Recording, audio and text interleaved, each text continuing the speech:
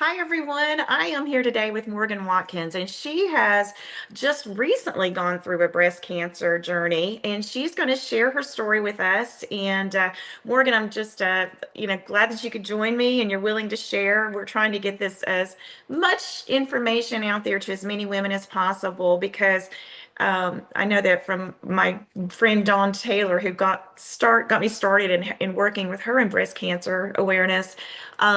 She said, one of the things that she realizes is that some people feel like they're so alone and they think that they're the only ones going through it. And it just helps to know that what other people have gone through and their experiences. So looking forward to hearing your story.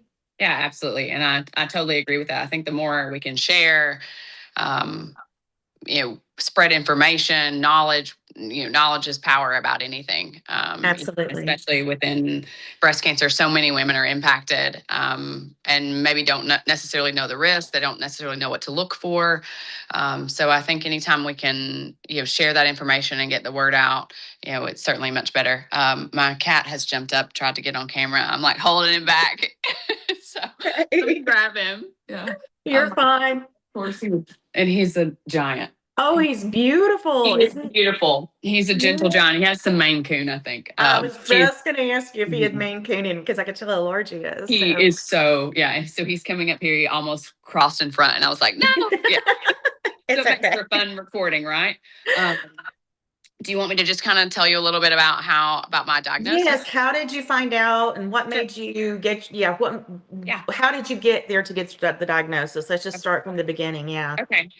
So I was actually diagnosed in January of 2024, and I had went through a divorce in September of 23, and I had moved from Morristown to Dandridge, and I'd bought a new house, and all of I had hit most of the stressful events that you can hit, like in the top five. I was at quite a few of those already, and so Hmm. I had been under a lot of stress. A lot of mental, things with all the things I was Sure. going through. Absolutely. And my mom is a registered nurse, and she had taught my sister and I and told us how important it was to do monthly breast exams.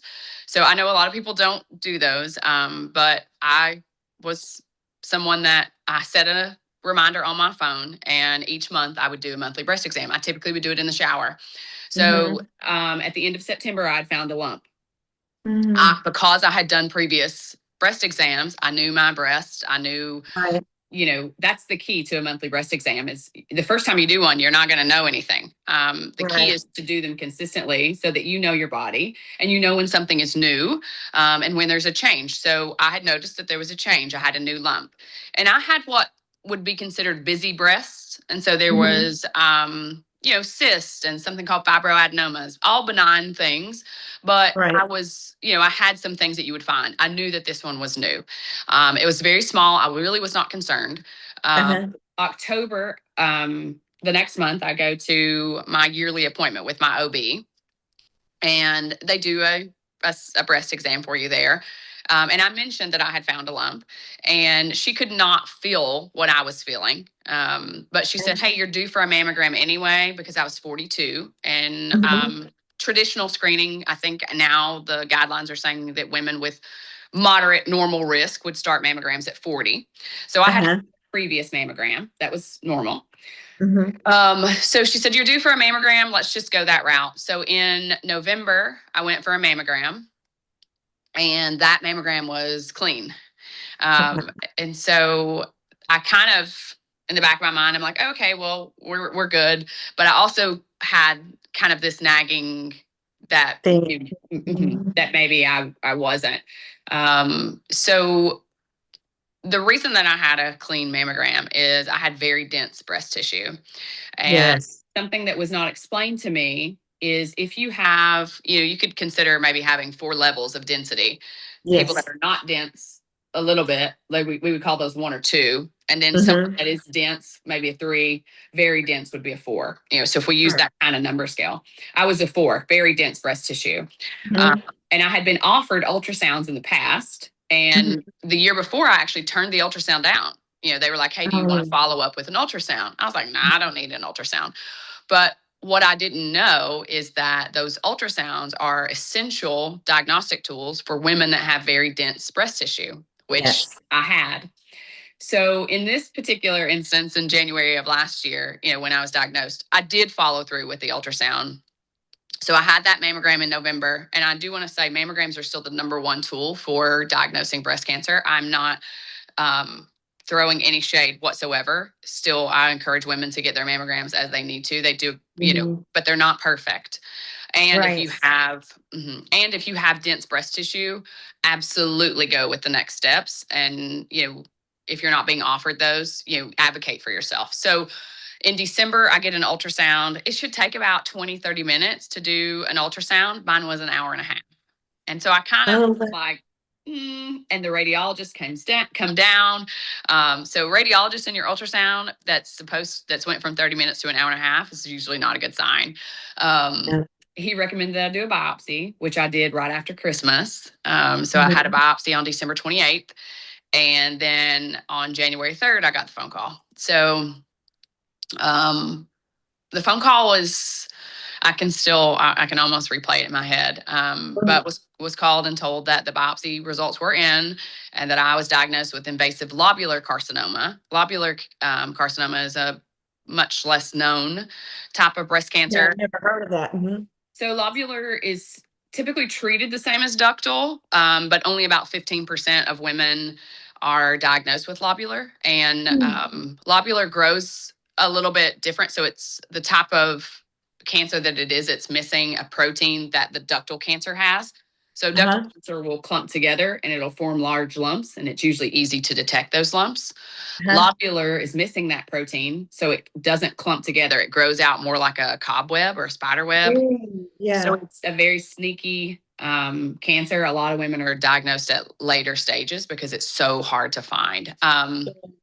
So because I had invasive lobular, she didn't know a lot to tell me. She said she knew that I was being diagnosed with a rarer form of breast cancer, that it had originated in my breast, and she did. I didn't know a whole lot else. I was terrified. That Uh, word originated in my breast kind of makes you think, what do you mean originated? Does that mean that it's gone other places? that's exactly where my mind went. So I was going then to Oh, all wow. of the little aches and pains that I would have, and I'm like, I'm probably eat up. 42, no family history. Hmm. I would say pretty much a picture of health. I was normal weight. I was in the gym. I like to lift. I Right. worked out. I wouldn't say I ate perfect by any means, but I certainly was, somewhat moderately health conscious. Um, and so that diagnosis hit me like a ton of bricks. And Hmm. I previously thought the worst conversation that I was going to have with my children was, when their dad and I sat down with them to tell them that we were divorcing, and that was horrible for both of us. And he and I are dear, dear friends. We do wonderful. But then I called him and told him what was going on. He said, "I'll meet you at the house." The boys were here asleep; they were still on fall break. Christmas break, and that's what we woke them up to tell them. And that was Oh. quite a bit worse. And then my mom and dad came down, my sister came. And so for a few days, I only told people that were like my immediate family and my very, very close friends. I was very private Sure. because I just didn't really, it was having, I, it was It's hard. a It lot was, to wrap your head around. and the anxiety and the brain tends to go towards the worst case scenarios. I think that's just human nature. And I had to very quickly sort of wrap my brain around what was going on, and I knew that my mental state was important. And Mhm. so, I had. Let me. Sorry, I got a phone call. I had a lot of people that. Um, there you are. Okay. So I had a lot of people, my family is, very spiritual, lots of prayer. And from January 3rd, I only had to wait a few days to go in front of a surgeon, and I was able to get into him that Friday. And it was Dr. Margulies. I'll never forget this. He walks into the room. I'm in there by myself, and I'm in, my motto is now open in the front. I feel like whatever Oh. place I'm going, the gown's in the front. Open in the front. Mine never opens in the back anymore. Like, when you've had breast, Yeah. the motto's open in the front. Yeah. So I'm in there, just very vulnerable, and I was terrified. And he walks in, And he said, I want to thank you for finding your lump and saving your own life. Wow. And immediately I just kind of felt a sense of peace. That was really the first kind of, okay, I'm going to find joy on the other side of this. Uh, Yes. and that's what I've done. So I ended up having a double mastectomy in February, even though I was early stage, because Hmm. of the type of cancer that I had. Yes. With it being lobular, we know statistically that 70% of women are finding that cancer in stage 3 or stage 4. So it's a scary kind of thought that it would not be picked up if I ended up doing a lumpectomy. So and I want to say too, like, I don't advocate. Women need to make their own That's choices true. and Yes. what's best for them, with all of the information, and whatever they decide is the best for them. But the That's best their decision best. for me was the double mastectomy, and I felt very good about that. I have no regrets. So I had that in February of 2024. Hmm. And then wasn't sure if I would need chemo, radiation. Didn't know for a few days about lymph nodes and things like that. I ended up having clear lymph nodes, even though it looked like I probably had some lymph node involvement during the surgery. I did not. Very thankful for that. Good. Hmm. And then because I had no lymph node involvement, that eliminated radiation because I had opted for a mastectomy. And then I did not need chemo. I had hormone positive cancer, so we were able to do a little bit of further testing, and that testing gave my oncologist some direction as to whether or not chemo would be beneficial or not. Hmm. And so it was nice that, there's a lot of tools now.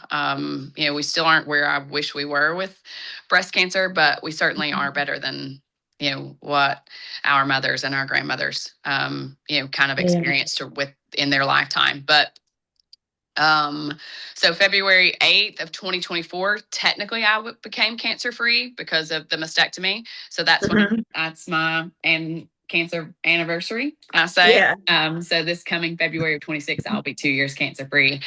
I am on a drug for probably the next 5 at least years. Actually, I'm about a year and a half in now, so 3.5. That's endocrine therapy. So it's, Hmm. preventing, because my cancer was estrogen fed. So, Yeah. um, Blocks the hormones, the estrogen. Yeah. yeah, yeah, yeah. So my body still is making estrogen. It just is not able to bind. And so that has its own interesting side effects of its own. Um, Hmm. but it's worth it to me to try to be on that drug. It does reduce my chance of recurrence by 50%. And in that first 5 years, that's when it's, of course, really important. But I've had, I think, 6 total surgeries. I just had my last one August 28th. Reconstruction for me was a bit of a journey and a bit of a challenge. I'm probably going to I thought I was done, but I saw my surgeon this week and he thinks that maybe I would benefit from one more little tweak, which maybe will be in May of 26. So Okay.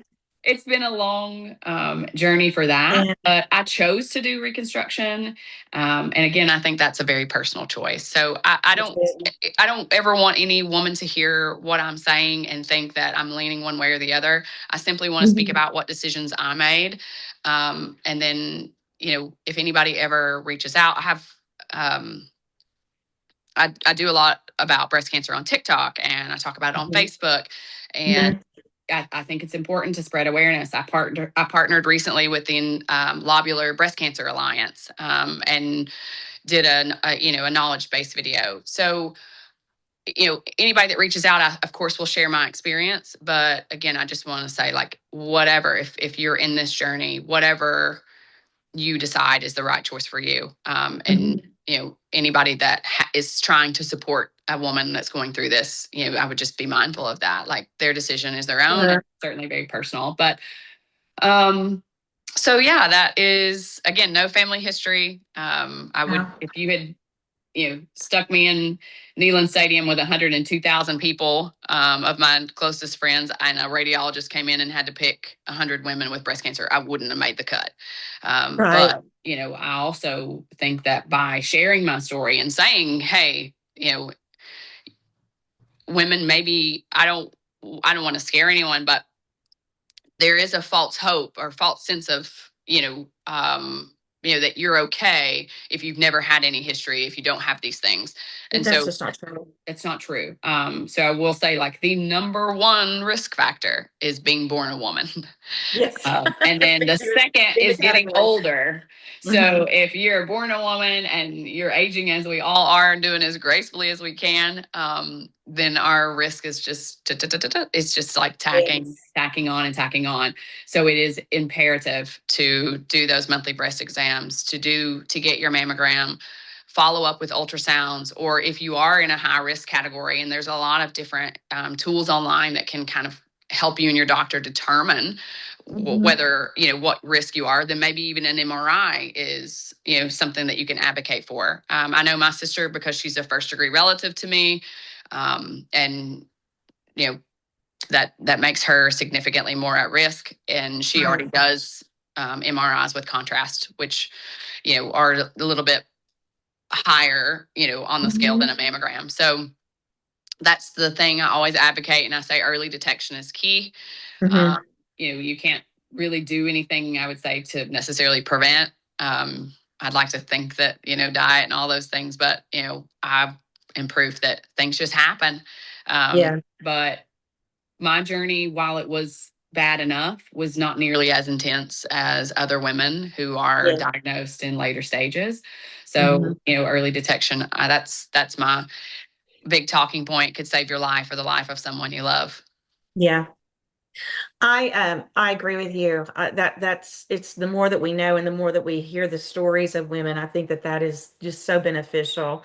And I had asked a question. I did a Dawn Taylor story yesterday, and I asked a question, and you kind of answered it. Mammograms are the first go-to thing. Mhm. But the one thing that I've noticed in all of the stories is after they had their mammogram, the very next step was ultrasound. And so it's like, and to me, as someone who has never had it, but I do go get my mammograms, and it's like, it's not comfortable Not doing those. And, and there's that waiting, they have, if there's something wrong, sometimes they'll just tell you to just have a seat or something. I know one lady, they told her to wait and Mhm. had her go in and see a doctor right away.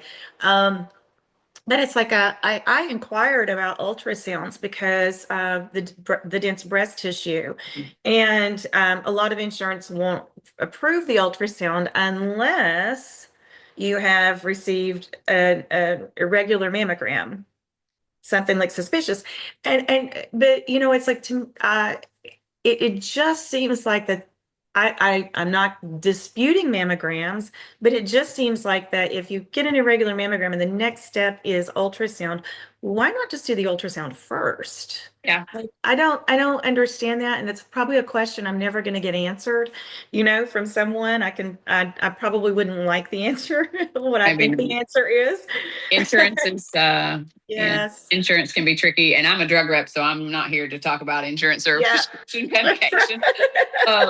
I'll give you another couple. And I used to be a high school principal, and so I'm an educator at heart, and so Mhm. I'm a lifelong learner. So I have learned as much as I could about things, and like I said, this is not the breast cancer is not the platform that I wanted, um, Mm-mm. but it's the platform that I think that God would have me to do. And I Absolutely. truly believe that. And so I try to, if I'm asked to speak, if I'm asked to discuss, if someone reaches out to me, I've had women reach out to me from all over the world. I try Mhm. to give my number and I try to give my time, and I do so, in remembering of what I felt like when I was Sure. doing this. But a little, you know, statistic, we kind of numbered the density 1, 2, 3, and 4. Hmm. For Hmm. women that we would consider a 3, mammograms miss about 25% of breast cancers. For women Hmm. that we consider a 4, which would be me, Hmm. when, I say now I'm AI from the chest up, but Hmm. before, so, we have to laugh, right? Yeah. So those women that we would consider a 4, so extremely dense breast tissue, it misses Hmm. 40%. And Wow. the reason being is that dense tissue is going to show up more white, Right. and the cancer Tumor. should show up white. So it's Hmm. kind of like, in their defense, it's looking for a snowflake in a blizzard. It's very difficult. Yes. So I think, from just my own experience, I think it is becoming more and more commonplace, if there is density there, that they are providing ultrasounds. Maybe not first, but they are providing them. And in September of 24, federal government passed some legislation that now requires that women are given a report, and they have to be told whether or not they're dense or not dense. They don't get specific necessarily. Mhm. But that happened just September of 24. Wow. Is the federal government passed that. I made a video about that, educating women. Like, you have to be told now. Federal law says that you must be told whether you're dense or not dense, because it is important to advocate for yourself. Because Absolutely. your doctor might be wonderful, but he has Mhm. 200 other people that he's going to see in that week, or she. Mhm. Mhm. And sometimes, they maybe just kind of breeze by something. So you have to Right. be your own voice. You have to listen and be an advocate for yourself, for your health.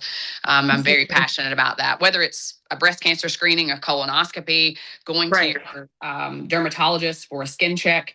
Because one thing I learned is that there's a connection between breast cancer and melanoma. Really? Yes, there is a strong Wow. connection. The younger women, so women diagnosed under 50, the breast cancer has a stronger connection to a melanoma, but it does work in reverse. So women that have been diagnosed with melanoma have a little higher chance of breast cancer, not much, but those that have breast cancer, significantly higher chance of melanoma. It's pretty high. Wow. I did not know that. So That is I interesting. always tell women, hey, go get your skin checked. Yes. So do that. I go quite often. My dermatologist is aware of this connection, and we talk through that. And so they'll see me, in my, I'm still in that 2-year window. So, Mhm. just trying to be very cautious about things. And so I go in every 3 to 6 months, That and do was a skin interesting. check, and it puts my mind at ease. You were talking about the anxiety that women feel. That I could cry just thinking about the phone call, and calling my parents, and calling my ex-husband, and talking to my children, and that transient anxiety is worth it, Yes. because it is worth it, and you are worth it to get whatever it is you need to.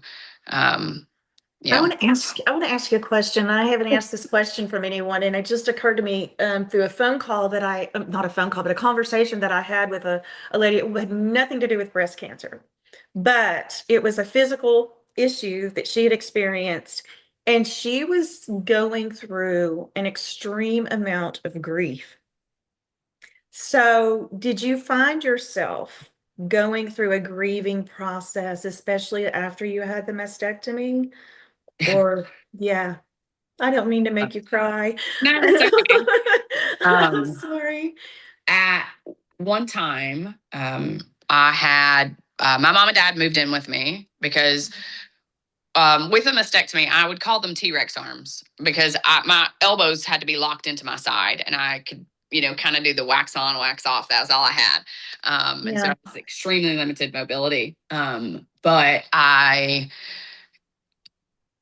you can't help but have some feeling about it. It's an amputation of your breast. And, Sure. when you're female, it's for whatever reason, we associate that Well, body that's how part we're designed. That's with, how we're designed. that's it, with our femininity. I breastfed 3 children, so that was very difficult for me mentally. And so my dad, I had black trash bags taped on my bathroom mirror for weeks, because that way, if I came out of the shower, because I needed a lot of help, I had drains and I had all these things. Yes. And so when I would come out of the shower, I would see the black trash bags rather than myself in the mirror. Um, and it was a long time before I wanted to go back. I wanted my mom and my sister, who I couldn't have made it. I mean, they helped me shower, they helped me do everything. But and I'm grateful for that. At the same time, I'm a very independent woman, and I was like, oh, like, it was hard to accept the help, Yeah. be vulnerable, and do all the things. But I was so grateful for it. But it was a good day when the trash bags came down. you know, Yeah. and that I could, kind of look at myself. I still struggle with seeing myself in a mirror sometimes because I've had so many surgeries that, every time I look a little different. And so Um, I maybe struggle with recognizing myself in the mirror. My confidence was shattered, even though I honestly, I will tell you, mentally, I probably was in a better space. I had such a hard time with the mhm. divorce and all of the things that I was really in a bad spot mentally. And Yeah, with having cancer, I was like, I got to get it together. I want to be healthy and happy and joyful for my children. absolutely. And it Yeah. sort of Yeah. snapped me into that. But at the same time, my confidence and those types of things that you associate, with being a woman and being female. And I still struggle with that, but not as bad. Mhm. And I think that that's, kind of a lifelong thing. I've done some therapy. I think it's always important for women to seek what help that they feel like men, Absolutely. to seek any kind of additional help. You don't have to do this journey alone. You shouldn't have Yeah. to. And we're not made to be our own therapists and our own No. everything. Women try to have a bag and we pile everything in it and we just think that we Right. can do all of the things that are in the bag. And yeah, we can do them, but how well are we doing them? Yeah. Um, so and I also felt, so I grieved for sure the loss of, kind of the person that I was. And then I also had a lot of guilt about, um, you know, Mm. saying that, I was stage one. I also felt like, in my lymph nodes being clear when I didn't think they were going to be. I felt guilty about that because I was celebrating it. And I even came online and I was like, thank you so much for your prayers. And I kind of lost it for a little bit because I said, I know there are people that didn't get that. Um, Right. and they were battling it at the same time. So it's kind of like survivor's guilt in a way. I think, it's not to the Yeah. extreme that I know some people experience, but I think you do, you're in this sisterhood, Yeah. whether you want to be or not, you're in it. And then it's just like, you're going to win and they're going to make sure that you can fight and you can do, and they'll support you. And I had a lot of empathy, or, that maybe is, but guilt about, coming out the other side easier than other people did. Mhm. So it's just, cancer sucks. There's really no other way to, whatever Yeah. type it is. I mean, and breast cancer is, of course, the number one that's impacting women. Right. But it's just, it's not just the physical body that is Mhm. impacted at all. Mhm. Maybe not even the most, because physically my scars have healed. I wouldn't say I'm quite there mentally, Mhm. but I'm really trying. I'm really trying. Yeah. Do you know, I think that's wonderful. I'm a mental health coach. And so I work with I primarily right now I'm only working with women, and I'm also a personal trainer. So Oh, wonderful. Yeah, I get to utilize absolutely. all of it, the whole body, mind and spirit, and cover them in prayer. Oh, And so, because my mental health coaching is through the American Association of Christian Counselors. And wonderful. so it's just huge to me. And it's like, I have to say, I've got different things in my health that I've dealt with. I've never had cancer, but I know that I'm not immune. Sure. And so it's like working with Dawn for quite a few years. We've done a lot of different things with breast cancer.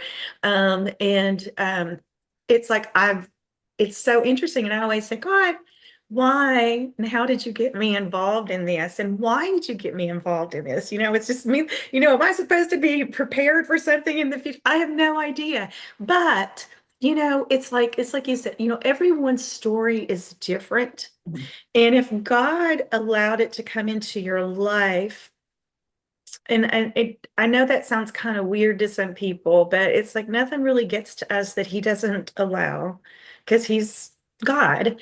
Totally agree. And and so it's like if he's allowed it, then we need to give it to him Mhm. and let him use it. And so it's like, and I think all the different women who are so willing to share, and I know their faith, I know the prayers that were prayed for them and all this stuff. And it's like, it's like if God can use it for one person, Mhm. it's worth it to share, your story, because we don't know whose ears these are going on YouTube, and they're going to be shareable and going out there and stuff. So Absolutely.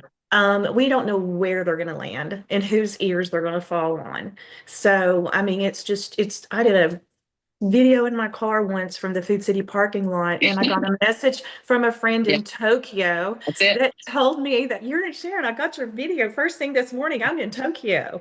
And so it's like God's taken the limits off through these devices. And if we can utilize them for good and his glory, then all the more. But your journey has been quite, you just kind of went bam, bam, bam.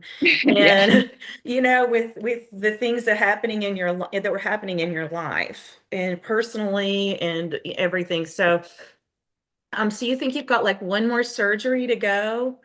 I think I'll do one May 12th of 26, and it'll Okay. just be a small kind of modifications. There's a lot of different options for reconstruction. My only real option was to do an implant because Hmm. I'm a thinner person, so I didn't have enough tissue and Right. fat to really rebuild a breast out of that. So implants Sure. was my only option. But there's a lot of options out there. But um, you know, reconstruction is a long journey. um, That's what I'm coming to learn through all the yeah, stories. And it's they're it's not all not a cookie linear path. cutter. No, It's it's certainly not. not. And you have, and for people that might be listening to this, and maybe they're supporting someone through this, a when someone has breast tissue and they add implants to that. That's a pretty relatively easy surgery. So the implants maybe go under the muscle, or they could go on top of the muscle, and those implants are hidden by the breast tissue. It's an Right. enhancement of their breast. It's fairly straightforward. Right. You know, and I had that prior to Yes. having breast cancer. I had implants. Yes. Hmm. I would say so. I'm speaking from experience. That it was easy for Yes. Hmm. when you are adding implants to a woman that has had a mastectomy. That's me, so I can speak to this. I had nothing. So Right. you're not flat. You're inverted. I mean, it is like they are clearing every bit of cancer cells up to your collarbones, armpits. It is gone. Uh, Yes. and so you only have skin and implant. And the skin is significantly thinner because a lot of that was removed. And Right. so your skin is so thin that you can only stretch to a certain degree. And because Mhm. of that very thin skin, those women, a lot of times, and I dealt with this myself, deal with some crazy skin infections, wounds. I mean, because the Yeah. skin is just that skin is like, we've had enough. Yeah. You took and cut a part of it away. Now you've stretched it out. All of these operations. And so, I had a lot of necrotic skin underneath the breast. At one point, I thought I was going to have to go into wound care. I mean, so there's just so Mm. many things that kind of go along with that. And that's part of the reason. And then, you have to think about when it's just skin and implant in there. Mhm. You can see rippling and you see, all the imperfections because there's no fat and there's no tissue kind of surrounding and hiding that. Um, Right. so then those other surgeries, sometimes they're fat grafts, sometimes it's just maybe, tweaking of the skin so that it gives the most, aesthetically pleasing look, or maybe gets that Mhm. person back to, where similar to where they were before. Right. So, because occasionally people would talk to me and they don't know what to say, but, when I would say, here's what I've had. And then they would be like, well, at least you got a free boob job out of it. Well, I didn't. It wasn't free, number one. No. And it's not the same. It's just so complex. That's why there's very few plastic surgeons that do reconstruction, Mhm. but a enormous amount that do breast augmentation. Totally, Yes. totally different. Totally different. I just want to like have that shift for, like I said, for women that are in the middle of it, they understand it's a Right. lot. But when you don't, have any experience with that, and that's of no fault. We don't understand we can't understand what we don't Mhm. have an experience with. That it just is such a process. So I, Yes. want to make a note of that. Maybe someone can support someone that's going through that and have a little bit better understanding. Several of the women have talked about that. One particular woman had had to have so many surgeries, and she actually had the breast cancer had come back, and she had had to have, but it was a different. This was the thing about it. When it came back, it was a different kind of breast cancer. Yeah. It was not the same. She's had cancer 5 times. Her story's on there. I don't know if you know Marty McCord, Marty Masters. I don't, She but I'll certainly watch. she owns the Just About You, a caring place for women with cancer. It's a little Okay. boutique here in Morristown, and Okay. it's just east of the First United Methodist Church. It's in a little building that sits on the corner there. Once you pass that Yeah. intersection, and if you're going east, it's on the left. So, but it's got just everything in there for women going through any Oh, kind of cancer. wonderful. Yeah. Yeah. And so, and both her and her daughter's stories are on there, and they were both diagnosed with breast cancer the same week. Oh my gosh. Her daughter was in Miami and she was here. And Wow. so, yeah, so they were both going through it at the same time. The stories are so unique, and everyone is different. And every one of you all have said the same thing. You have to make the right decision for your life. And I think that in this case, every single woman did. Now I've got one that's probably going to be done after November, because she's out of town and she's in an area where she doesn't have internet Mhm. service very well, so we can't do it. But hers is a very unique. Her breast cancer wasn't even found in her breast. So Wow. yes, and she was Yeah. a dense tissue person. Yeah. So Yeah. it's going to be an interesting story. I don't want to give it away before she gets a chance to share. Well, So I look forward to watching the other I stories. might have brought it up, but they're on my Facebook and Daily Living, and then there's a Daily Living with me on YouTube where they're originally going, and I'm sharing the links. Yeah. So I look um, forward to that. well, good. Listen, thank you so much. We probably took more time Absolutely. than we intended, but you were Yeah. so thorough. And I just really, your passion for this is just wonderful. And you know what? God is using you, Morgan. So Thank you. ever question that. Thank Okay. you. This was wonderful. And thank you for having me and the Oh, opportunity. Yeah, I you're look forward to welcome. seeing, I want to watch my own story, but I'm really excited to see the other women. Yes. You're Well, they're doing on there, doing a and I'll great get job. yours up either today or tomorrow. It'll be Thank up. you. You're Yeah, it was a welcome. pleasure. Thank you. Thank you. Bye bye. Bye.